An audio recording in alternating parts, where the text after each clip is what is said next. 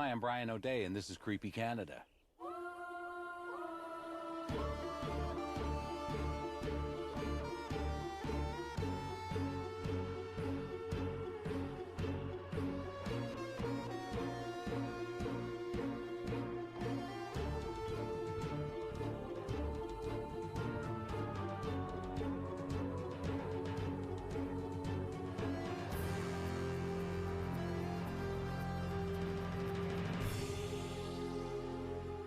On today's program, we go to Greensburg, Pennsylvania, to investigate reports of Bigfoot sightings and the notion that these creatures arrived here on a spacecraft. And we'll bring you the story of the Dungarvan Hooper, who haunts the woods of Miramichi in New Brunswick, Canada.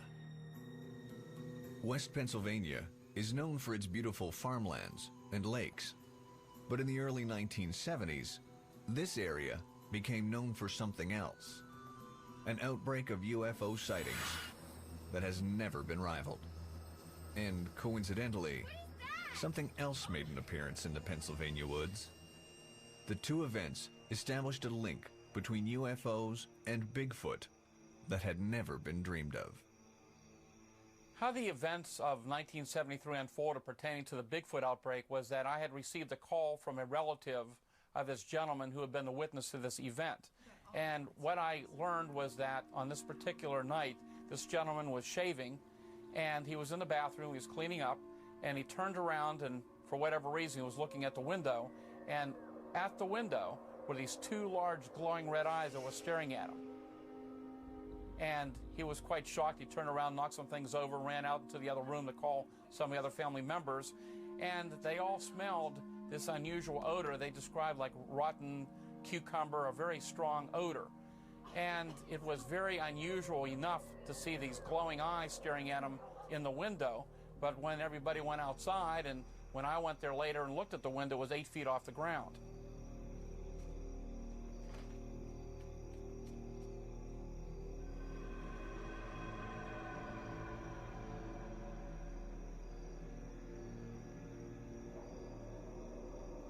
So what was it that was so tall that it was able to get its eyes up to that height?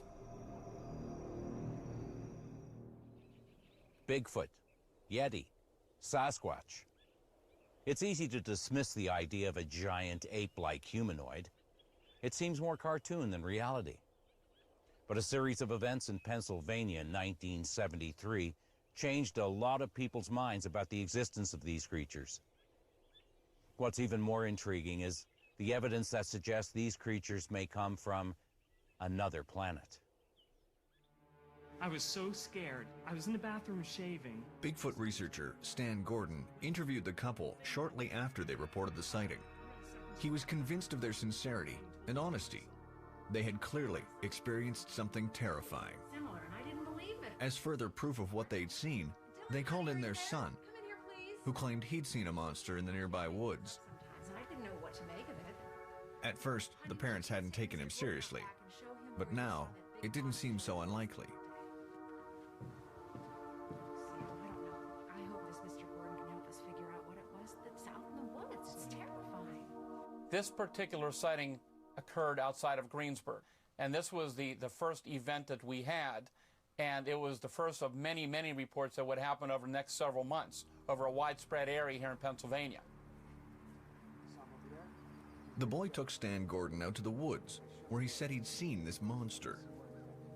After a quick investigation of the area, Stan Gordon made a remarkable discovery: a fresh footprint.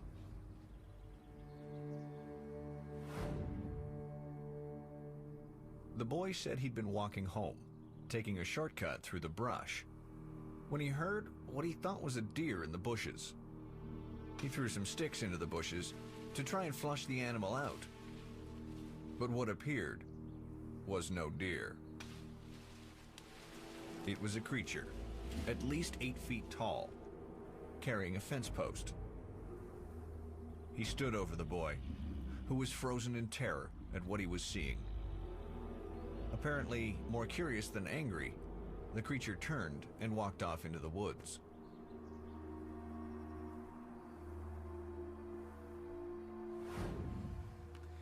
We have a track out in the woods.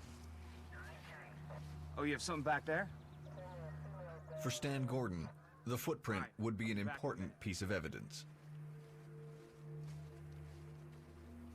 And this is the track that we found up there behind the hill.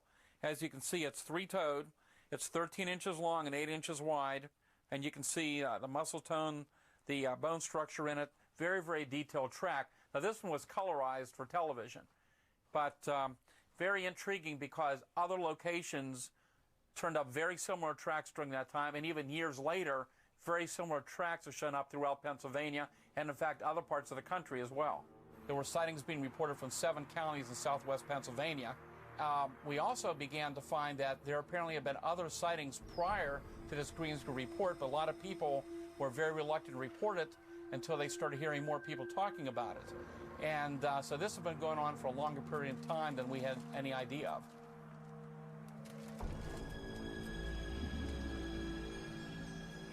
I was in the bathroom shaving. For Stan Gordon and his team, the incident at Greensburg, Pennsylvania was just the beginning, and they had more questions than answers. Suddenly, there were so many reports of Bigfoot sightings, some from such credible witnesses that law enforcement officials had to take it seriously. Where were these creatures coming from? Stan Gordon's next investigation found a link that no one had anticipated. One of those particular cases came in from about 50 miles from the Greensburg area up in Beaver County. And this particular case involved 2 teenage girls. They were in a rural area, and they were waiting for somebody to take them somewhere. They were waiting for a ride. And as they are standing there in this wooded area, this very large, hairy creature, man-like creature with long arms and covered with hair, walked across the road into the woods. Do you see it? The sighting of the creature was strange enough, but what they said was that the creature had in its one hand a small glowing sphere of light.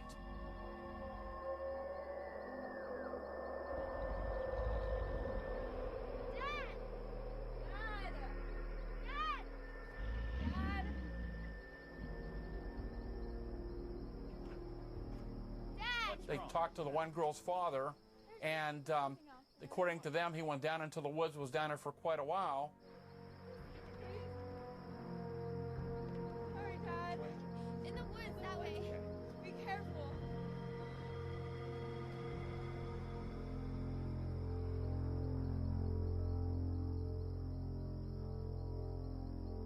While this was all going on, an object came across the sky, hovered over the area, and projected a beam of light down into that wooded area. What is that? Oh my. So here again is something very intriguing. You've got a creature carrying a glowing sphere of light and some unusual object in the sky projecting a beam of light down in the same general area. And this began again as one of a number of cases we are to investigate that began to make us wonder what it was we were dealing with. Dad! Come back!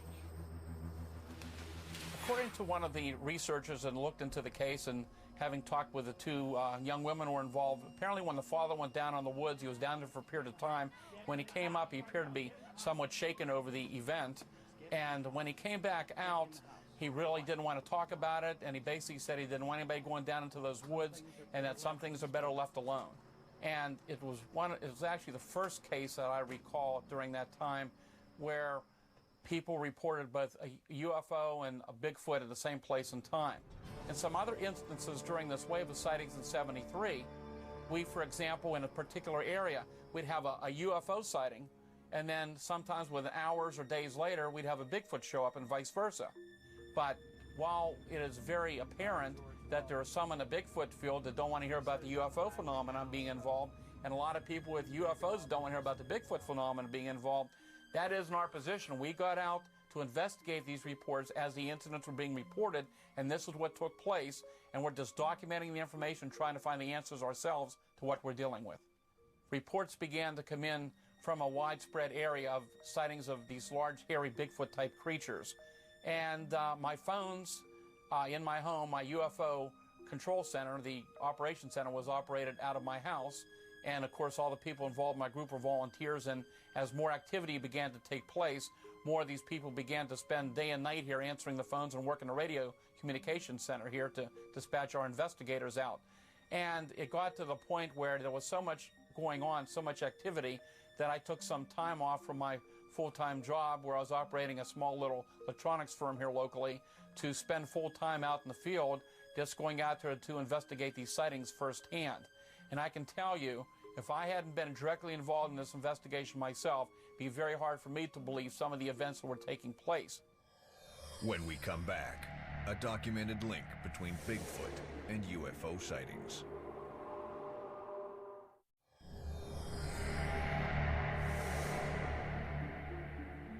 Between June 1973 and February 1974, there were an extraordinary number of UFO sightings in the skies over Pennsylvania.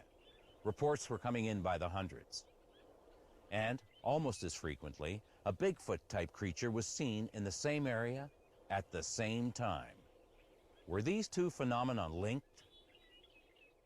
There's no doubt that the most interesting case that we investigated during the outbreak of Bigfoot sightings in 1973, and probably one of the most classic cases on record, occurred on the night of October 25th, 1973 in Fayette County outside of the city of Uniontown, Pennsylvania. What we learned was at about 9 p.m. that evening, Stephen and his wife were in the truck and they were proceeding down the farm lane towards his father's farm when they observed this large red sphere about as big as a barn, about 100 feet up in the sky.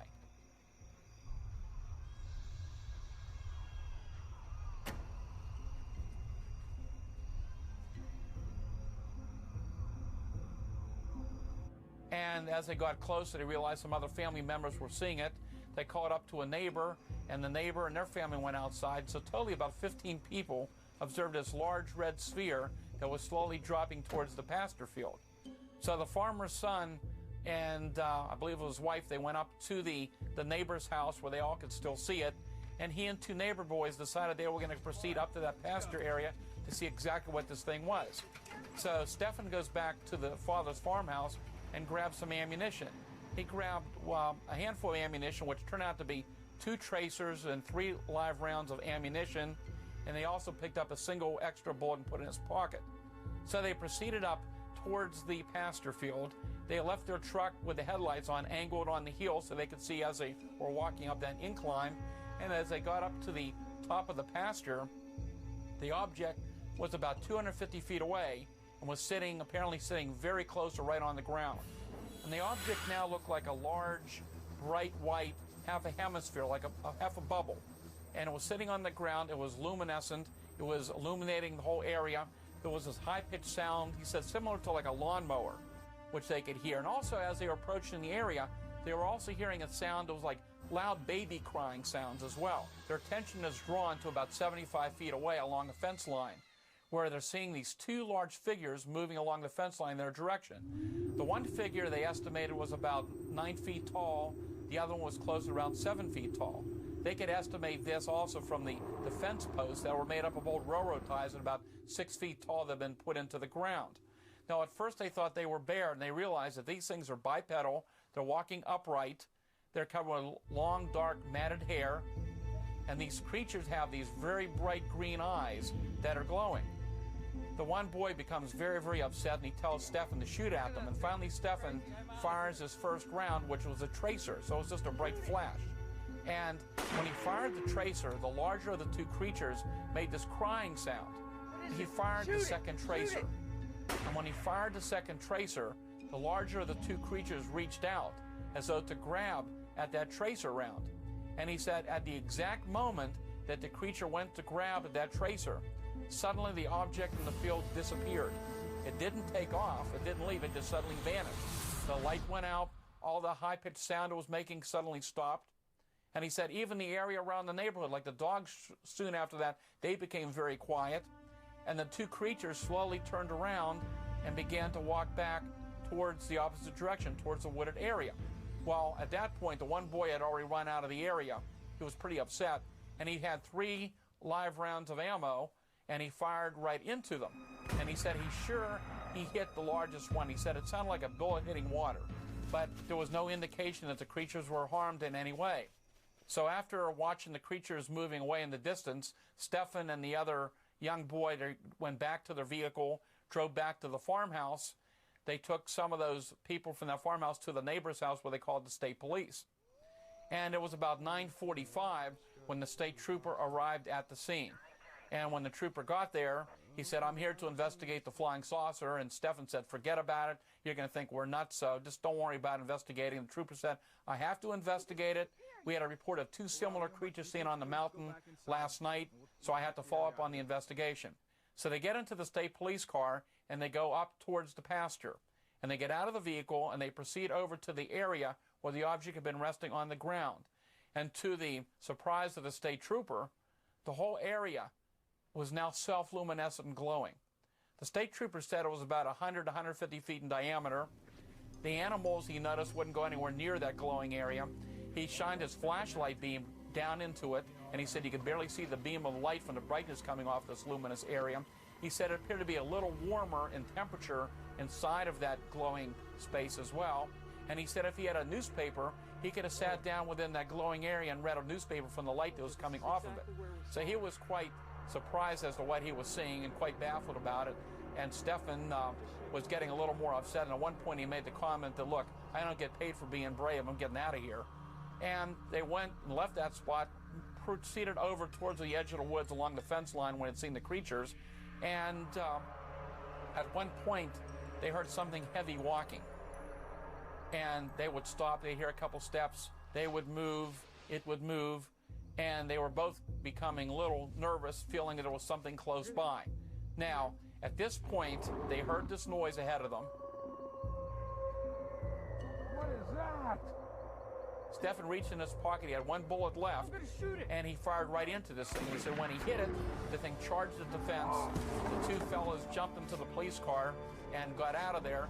They radioed to the barracks that they were coming in, and the state police dispatcher kind of made a comment to see a little men out there, any Martians out there, something along that line, and the trooper said there's definitely something here. So when they got back to the state police barracks, they were both separately put in 2 separate rooms. They were both separately interviewed, and after that interview is when the state trooper contacted my hotline and requested a team be sent to the site. Well, I never saw one before. This thing was huge. It was big. It had to be... When we come back, checking radiation levels at the mysterious glowing circle.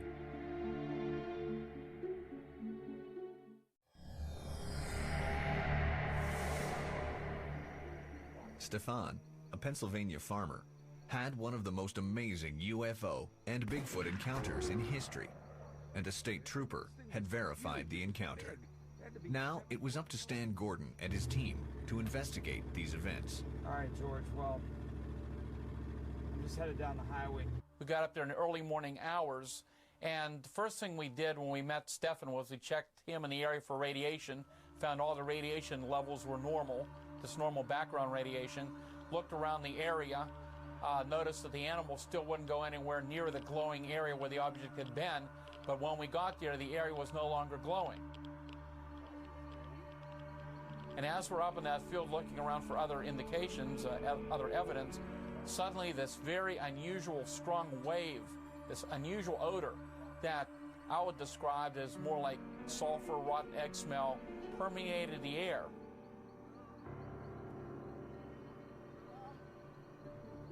And at that point, we got the witness out of there, and all of us got out of the area, not sure what exactly it was we were going to be dealing with.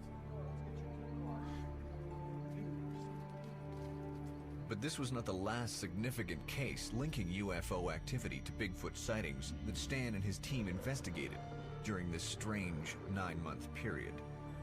There was one other remarkable incident which gave Stan more insight into the nature of these creatures.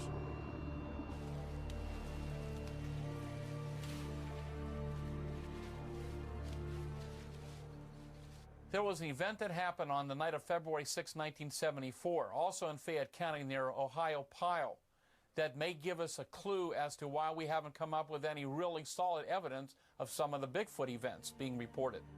What happened on that particular case, that evening, a woman who lived in a cabin out in a very wooded area near Ohio Pile she had heard some noise out on her porch. It sounded like the rattling of tin cans. And there had been some wild dogs had been roaming that area for several weeks, and she figured the dogs were back. They're out on the porch. So she loaded her 16-gauge shotgun, and she was going to fire right over top of their head just to scare the dogs away. So what she did, she loaded one chamber, opened up the door of her porch, and went out in the doorway. And instead of the dogs being there, about 6 feet away, was this very large, hairy, man-like creature that was about 7 feet tall, about 6 feet away from her. As soon as she got outside, the creature raised its arms up over its head, and she had the feeling this thing was going to lunge at her, and she immediately fired, pulled the trigger and fired right at this creature. And she said what happened next was there was a bright flash of light, like somebody took a photograph, and suddenly the creature just disappeared. Well, that's not even the end of the story. She goes back in the house. She's very upset, not sure what she's dealing with here. And about 100 feet away, her son-in-law and the family lived in a trailer, and they heard the gunshot. So they called and said, what's going on up there? And she tried to explain to him. So her son-in-law grabbed his revolver, and he began to walk down the road towards her home. Please hurry!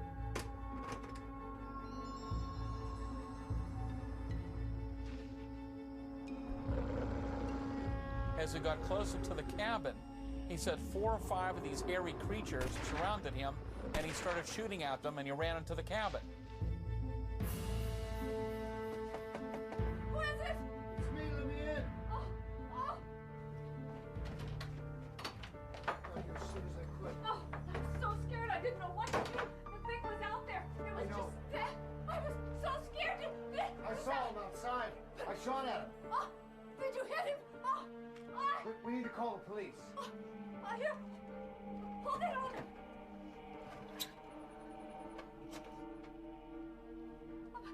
Oh, please hurry. It's an emergency. We need your help. Please come right away.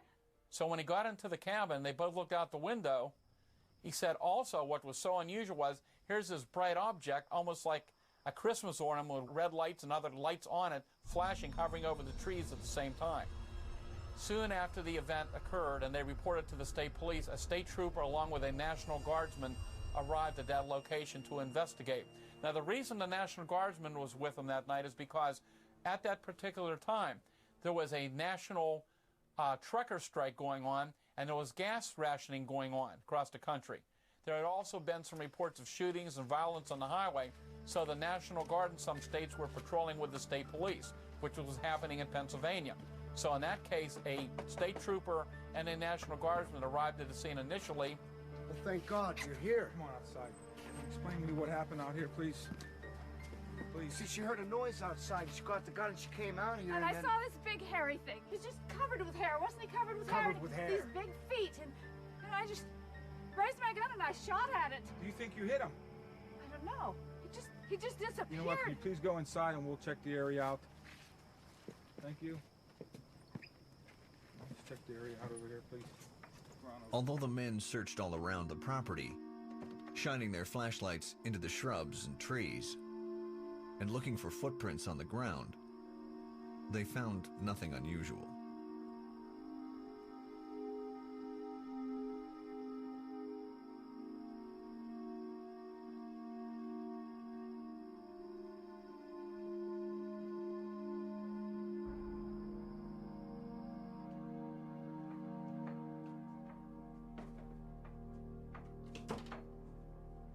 Folks, we just did a perimeter check. We couldn't find anything out there, so what I suggest you do is stay in the house, keep everything locked. We'll come back in the morning and we'll do another search around the perimeter. Thank you. Okay, you're welcome. Thank you for coming out.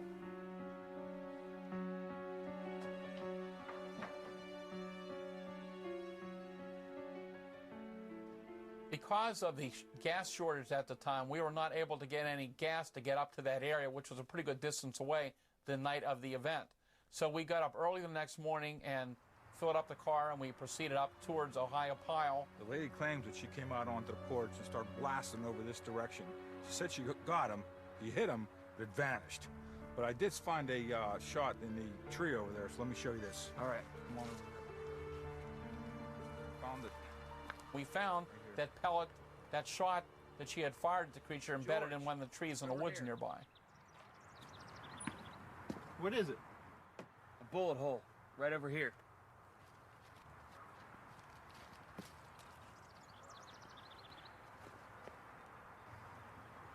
Look. Yeah. Bigfoot sightings, of course, have been reported not only in Pennsylvania, but through many of the neighboring states throughout the United States and many parts of the world. And of course, the skeptics have always asked, well, if these things are really being seen out there, these unusual animals, why isn't there more physical evidence? And I have to agree. After having been involved in investigating hundreds of Bigfoot sightings over the years in Pennsylvania, talked to many, many credible witnesses, having seen some limited physical evidence out in the field, one has to wonder why, if these things are around and why people see them so, in some years, quite frequently, why hasn't somebody hit one with a car? Why haven't they found a dead body? Why haven't they found other stronger evidence out in the field than just some hair samples, some footprints occasionally? And if this lady's account is accurate about actually shooting one of these creatures at close range and it suddenly disappearing, well, now this brings in a whole different aspect of the case, something that we have to wonder what exactly it is we're dealing with. The huge wave of Bigfoot and UFO sightings that had started the previous year now slowed down. Stan Gordon and his team now had hundreds of reports to go through, and many of them raised more questions than answers. But an even bigger question was raised by the discovery of another team of investigators, a man in a dark suit, accompanied by a military officer.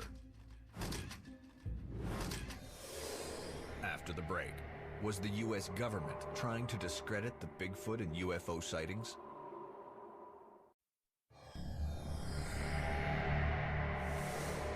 Back in the 1980s, when George Lutz and I were doing a follow-up investigation with Stefan about his event that happened in 1973, a very intriguing detail surfaced as we talked to him that day. We talked about the possibility of doing some hypnosis with him concerning certain aspects of that event back in 1973. He had not been hypnotized by any of our research group or any other people involved in the investigation that we know of back at that time. So anyhow, we talked to him about it during the mid-80s when we were there, and he looked at us and said, You already did hypnosis. What are you talking about? Yeah, you sent two guys over, an army guy and a guy in a suit. When was this? Like 10 years ago. Are you sure? Positive. They said that we sent them? He said you sent him. He said your name. Guy in a suit said he knew you, Stan, that you told him to come hypnotize me. That's impossible. It wasn't us. Shortly after Stefan reported seeing the UFO and the ape-like creatures near it, he was visited by a man in a dark suit and a military officer.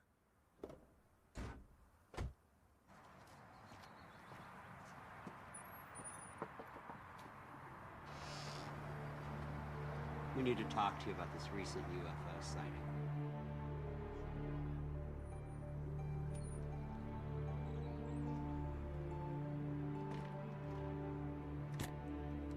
We'd like some more information about what you witnessed the other night. Now, here are a few pictures we'd like to show you to see if anything matches what you saw. During the interview that these two men had with Stefan, one of the men produced a briefcase, and out of the briefcase he pulled out a number of photographs which apparently were very intriguing to Stefan, because there were photographs of unidentified flying objects and Bigfoot-type creatures. We're friends of Stan Gordon's. And he talked to him for quite a while, and then the one gentleman said that they would like to hypnotize him. And I remembered that he pulled a large ring out, and they began to move it in front of his face over and over again, and apparently they did hypnotize him. Backwards from 10. 10, 9, 8, 7, 6, 5, 4. Shoot it! 3, 2, 1.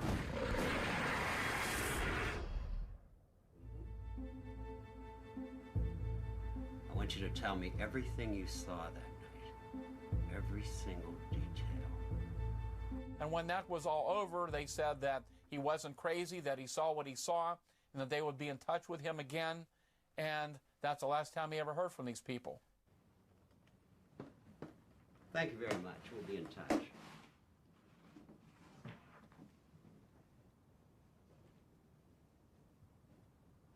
Who these men were that visited Stefan 2 or 3 weeks after the event happened, of course, is open to speculation. And, of course, the government got out of UFO investigations back in December of 1969 when the Air Force shut down Project Blue Book, which was their official investigating agency. So who these men were and why they had an interest in this case is something we still have no answer for.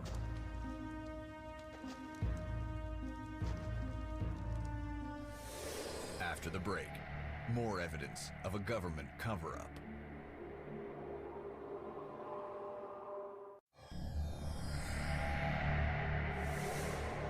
There were some other instances that happened during the many months that we were out in the field investigating these UFO and Bigfoot sightings that were going on. And that particular event that Stefan had mentioned to us that had taken place in '73 where the two men visited him was in fact not unique. We had got a call from a request from the police department up in Derry Township to send a team up there right away that another event had happened involving a close Bigfoot encounter at a trailer park up there. So we proceeded from Harmony, PA up to that trailer park up in Derry Township. When we got there, what we found out was that the people in the trailer had heard something scratching at the end of the trailer. And all of a sudden, their lights in the trailer began to go on and off. And the woman saw this very large, very broad-shouldered, dark creature running off to the other end of the trailer park.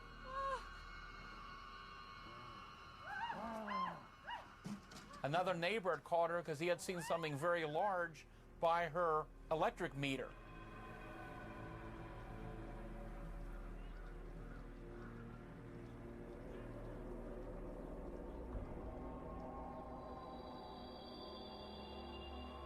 And when we investigated, we found that apparently this thing had pulled a large electrical wire from out of the ground, and that is what was causing the light to go on and off.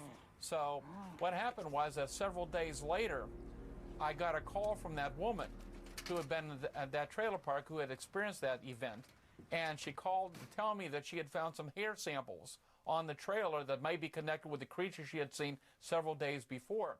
She was having trouble getting to me. She had to get the operator to break in as an emergency to get through because all the phone calls coming in to our hotline number at that time. And anyhow, what she called about, she was highly upset because a man had come to her trailer saying he was investigating the Bigfoot sightings in the area. She didn't know how he had even gotten her name. And he came down to her trailer, and she mentioned to him that she was trying to reach me, that she had these hair samples. And he said, well, he knew me and he would take the samples to me. Are you the one that saw the Bigfoot? Yes, yes, I am. Could I see you down here? Oh, sure. Yes. Yes, we did over here. Well, I can show you this. First of all, we collected these hair samples. I'm going to take this for I also took this picture. You can't have that picture. That belongs to me. I'd really like to have that back. That doesn't belong to you. investigation. There's a footprint out here. And also there was some other people right there at the trailer looking, some footprints. They had been found right near the trailer, looking around the area as well. There's the footprint. Then it went over to the footprints in the ground and began to destroy the footprints. At that point, the lady began yelling that, you know, who are you? What are you doing? I'm calling the police. And they said he ran out of there, ran back to his vehicle, which had an Ohio license plate, and almost turned over getting out of there at a high rate of speed. Now, who this fellow was, to this day, we don't know. And, of course, what happened to the hair samples is something that we'll probably never know.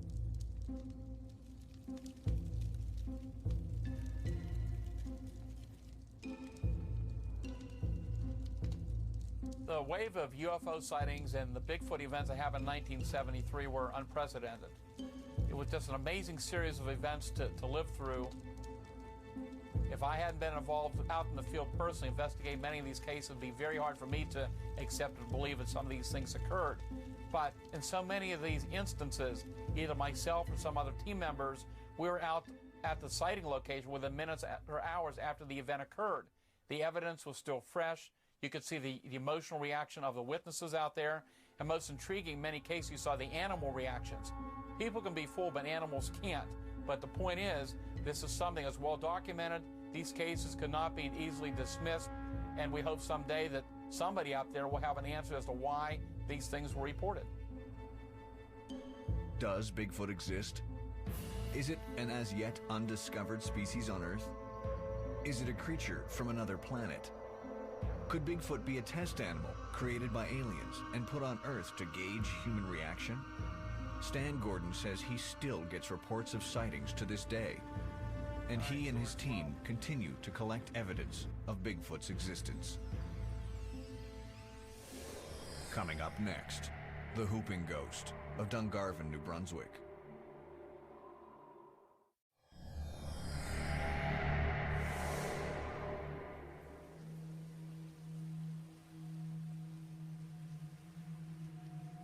Deep in the Dungarvan woods in northern New Brunswick, there's a ghost whose whooping cries are said to make a man's blood run cold.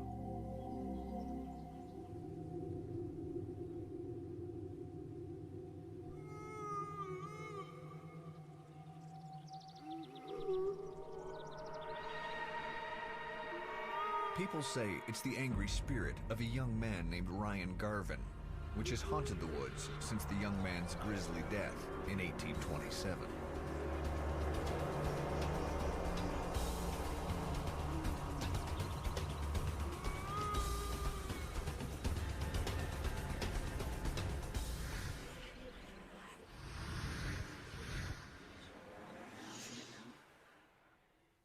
The Dungarvan Whooper has probably been the best-known ghost in this area of the Miramichi in New Brunswick for more than a century. His otherworldly screams can be heard echoing through the forests. Some say it's the dying screams of Ryan Garvin, seeking revenge for what happened to him was horrible then, as it is today. In the early 1800s, there was an insatiable demand for lumber to supply the maritime shipyards. Lumber camps sprang up all along the Dungarvan River. The loggers were men of all backgrounds, from farmers to ex-convicts. The men worked under dangerous conditions and spent their evenings cooped up in cramped cabins, often drinking and gambling away their wages. In 1827, young Ryan Garvin was hired on as a cook at one of these camps. A quiet man who kept to himself, Ryan didn't drink or gamble. He saved his wages to pay his mother's medical bills.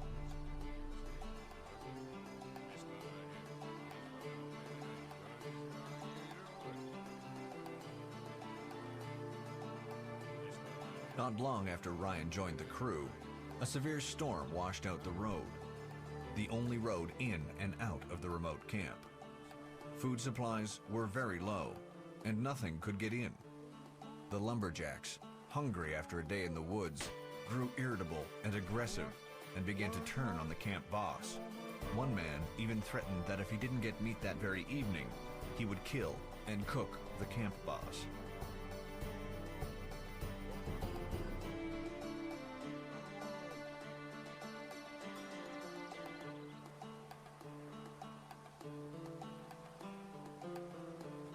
Fearing this was not an idle threat, the camp boss conceived of a ghastly plan.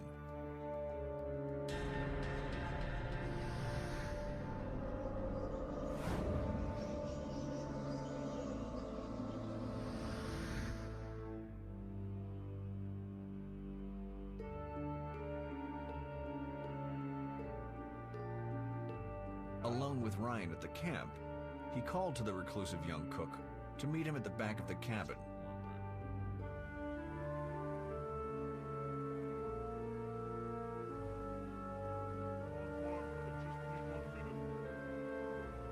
Little did Ryan know that he was walking to his doom.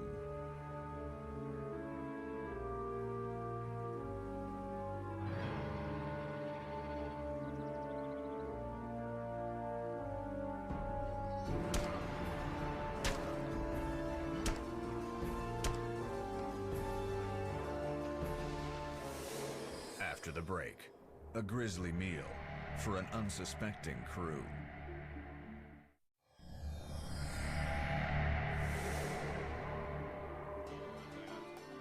That evening, when the lumberjacks returned to camp, it was the camp boss and not Ryan who met them.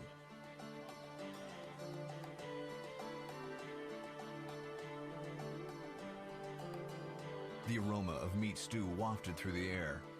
The camp boss told the crew that Some supplies had been brought in by a messenger who had come to call Ryan home to tend his dying mother.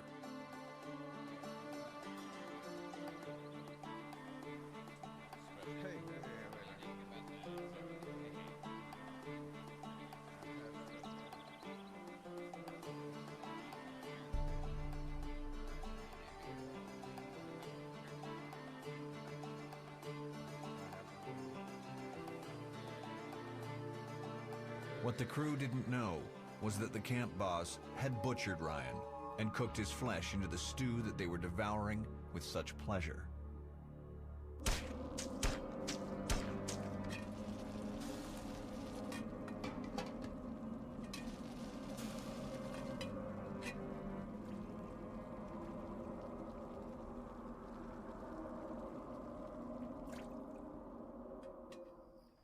Later that night, the men were awakened by a horrible whooping sound coming from outside their cabin. That was the first time the unearthly whoops were heard. It was a sound that would torment the crew boss for years. As the stories about the hooper spread, loggers refused to go anywhere near the area. One day, many years later, when this was one of the few remaining areas left to be logged, a lumberjack came across some bones an animal had dug up. They were human bones. And since the only person to have gone missing in the area was the young cook Ryan Garvin, it was concluded they were his remains.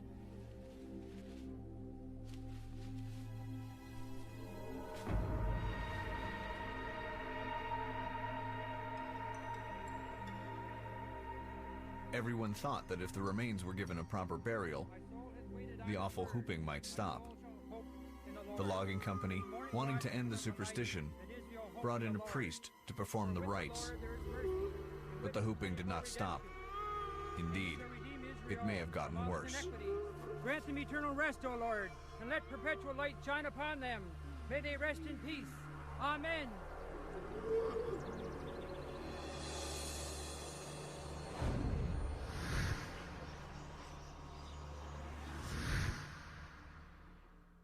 Well, my grandfather was a logger for many years, and he used to tell us some pretty crazy stories, but the craziest would probably have to be about the Dungarvan Hooper. Well, the story starts off way back in the day with my grandfather playing some cards and having a few drinks with some fellow loggers of his, and he's losing badly to a rowdy drunk from Alberta, when all of a sudden they heard a loud whoop come from outside.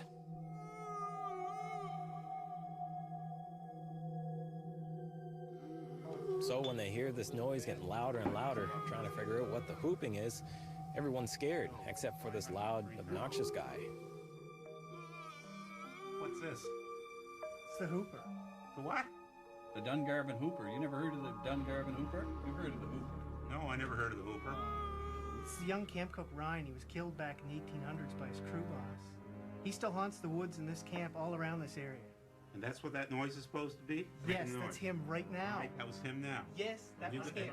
And you guys believe that foolishness, do you? Oh, gosh. The noise is so loud, it seems like it's right outside the door.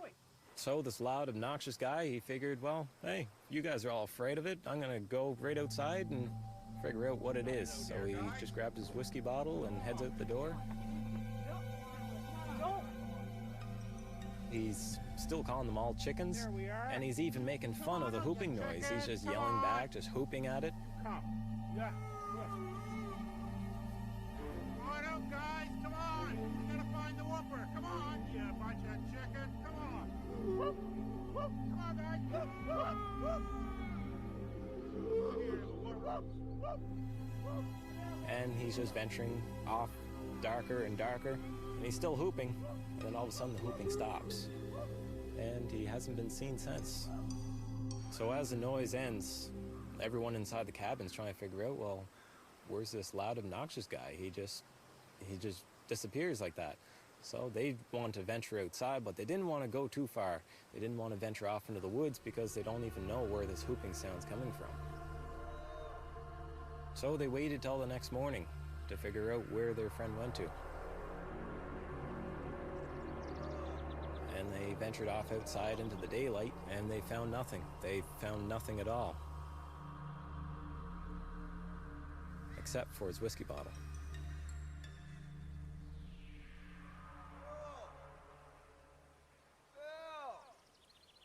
And still to this day, my grandfather swears that that night, that was the Dungarvan Hooper, that was hooping. He swears that that's what it was that everyone was afraid of. And that's how his friend disappeared. And still to this day, he will never go back there day or night. What is it that the Dungarvan Hooper wants from those who hear his cries? Revenge? Justice? Or is his hooping a reminder to those who venture into the backwoods of New Brunswick of how far some might go for the taste of flesh, even human flesh?